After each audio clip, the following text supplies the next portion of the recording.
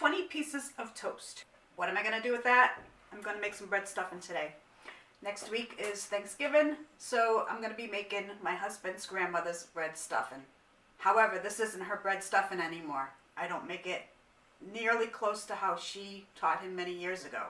So I'm going to take you for a ride and show you how I make it. Every year I make it different. I try new things every year. So I usually make it a week before to try out new recipes. So let's get to cooking. Okay, so first things first,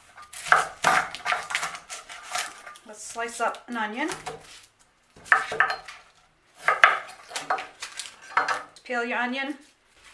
Now what I do to my onions, slice down.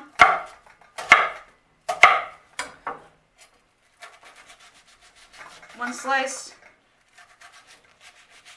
two slice, watch your fingers, quick chop. We're going to take one onion today because I'm only making a small batch. See how this recipe is going to turn out. Make sure all your onions are sliced pretty good. Just dicing them up. You slice your onions, wash your board, wash your hands really well because I'm tearing up really bad here. I'll be right back. Alright, so after slicing up that half an onion, I had to go wipe my eyes. I teared up big time on that one. I have 3 ribs of celery. Just chop them up. Celeries are the only thing I can cut up really fast. There we go. 3 ribs of celery.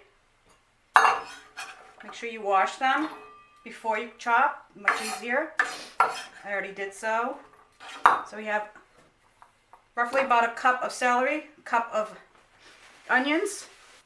So as you all know, I like to use cast iron skillets when I cook. I'm going to preheat that and get that melting. Grab my spoon. Now this stuffing recipe, how my husband taught me how to make it years ago, he actually used to make it until I started watching him making it, and I'm like, what are you doing? He was adding water. I'm like, really? Water? And I never ate this bread stuff and I didn't care for it. So now that that's just about melted down, add your onions and your celery, and you're just gonna let this saute. So when my husband makes this, we're making a humongous batch. So we usually have 2 sticks of butter, sometimes 3, depending on how many loaves of bread we are making. But this is only 1 loaf of bread I'm using, so 1 stick of butter. If the butter starts bubbling, that's when you want to turn your heat down to low. And this is a slow cooked stuffing. And what I mean by that is you're going to just let the onions and celery saute in the butter. Nice and low and slow for probably about a half hour or so until they're nice and tender. This is how we've been doing it. So I'm back just to check on this and stir it around. You want to just make sure you stir it, make sure nothing's sticking, which it shouldn't.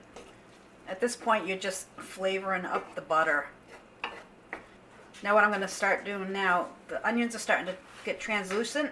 So this is when I start adding my garlic. So off camera, I'm going to go chop those up. I'll be right back. So now that the onions are just about translucent, I'm going to add 3 cloves of garlic, diced up. Mix those in there. Still with your oven set on low. Again, this is still cooking down. Not done yet. This takes a while. This dish will take a while to do. This is just how we do it. Or should I say, I cook this now. So again, keep letting this cook down and we'll be right back. So while the onions and celery are sauteing in the butter and garlic, I like to get my bread all sliced up and in a big bowl.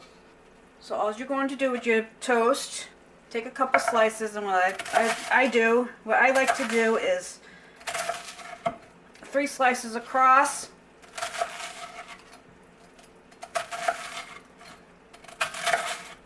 Three across the other way. Drop them in your bowl, crumbs and all. Again, 1, 2, 3. 1, 2, 3. This is a messy job, but this is how things go. One more time. 2, 3. 1, 2, 3. Now my husband, when he used to make this many years ago, he used to just rip the bread up. I said, "What are you doing? Grab a knife." So then he passed the toast job on to me. So I said, "Fine, I'll do that. You do the rest." Then as years gone by, we've been together for 20 years now, a little over, maybe, give or take. Anyway, I took over this job. So now I do the whole recipe, and I've tweaked it. Alright, so you got the gist of this. Okay, so I got all my bread cut up, cubed, about 1 inch by 1 inch pieces, and now set that aside, do some little bit of cleanup, and we'll be back. So now that your celery and your onions are pretty well translucent, nice and getting nice and tender, now's the time you want to add your chicken stock. Never water anymore. Do not use water. Grandmother used to use water. And then that's when I started changing the recipe on my husband. I told him to get some chicken broth one year. We used chicken broth. This year, I'm using canned up turkey broth that I canned up last year from last year's turkey. If this comes out good this year, guess what's going to be made on next week? The same thing. So I'm going to pop the lid. And this is a quart of turkey stock, turkey broth, whatever way you want to call it. Now we're going to bring that up to a little bit of a simmer. Now I did not add any salt or pepper to this yet because I knew my turkey broth was very well seasoned from last year. I'm not going to add any salt and pepper until I actually taste this. I am, however, going to add just about a teaspoon of Italian season. I always add a little bit of Italian season. This is a teaspoon, but I don't think I'm going to, probably half a teaspoon. I'll just put a little bit in. Oh, yeah, 3/4 of a teaspoon. Again, I don't normally measure when I cook. I just sprinkle. And then as things go, I taste and make adjustments from there. All right, so we're going to put this up to a simmer, and we'll be right back. Okay, so I brought my broth up to a boil. Now I'm bringing it back down to a simmer. And what I like to do at this point, I always like to give it a quick little taste. So what I do is I just take a piece of the bread, dip it in, let it cool down a minute, and give it a taste. Holy cow, that's good. That is perfect. I don't need to add salt or pepper to that. I'm going to put away the Italian season. I don't need any more of that. This is going to be good. Alright, so we're going to let that simmer for about 5 minutes or so, and then we'll be back. Okay, so we're back. I have my bread in the bowl. I have a towel. I'll show you what that's for in a second. Now I think this time I'm going to leave out the egg. You can put an egg in it to bring it all together, but I'm going to leave it out. I've done it in the past. So what you're going to do is take your mixture that you cooked up, throw it in the pan, in the bowl rather, give it a quick stir. Take your towel, place it over the bowl, and we're going to leave that there for a few minutes, and we'll be right back. Okay, so now it's been a couple of minutes. We're going to reveal our bread. I'm going to grab some, this is poultry seasoning. Again, I usually don't measure, but this is 1 teaspoon. Pop that in there. Give it a quick fold in. My husband used to make this so it's smashed together.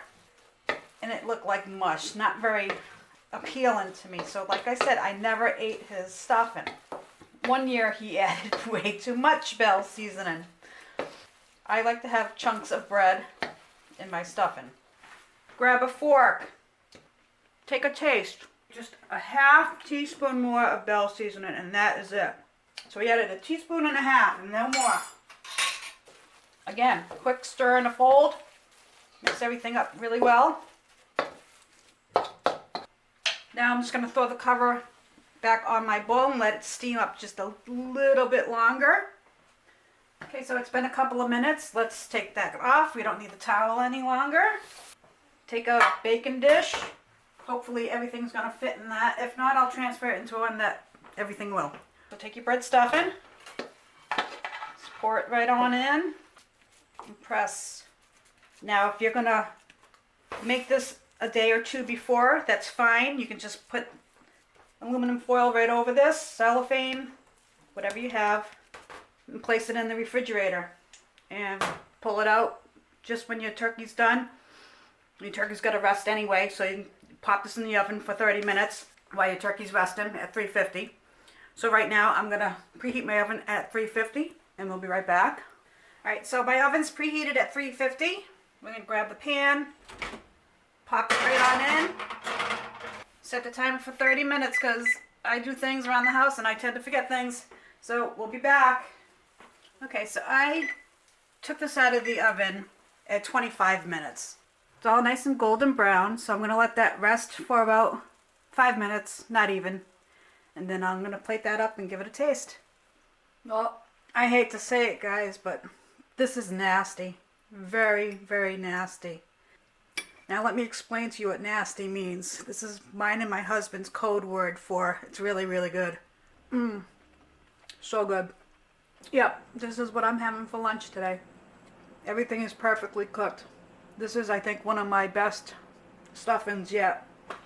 Now, if I can just duplicate it next week. Well, give this one a try, guys. Thanks for watching. See you next time.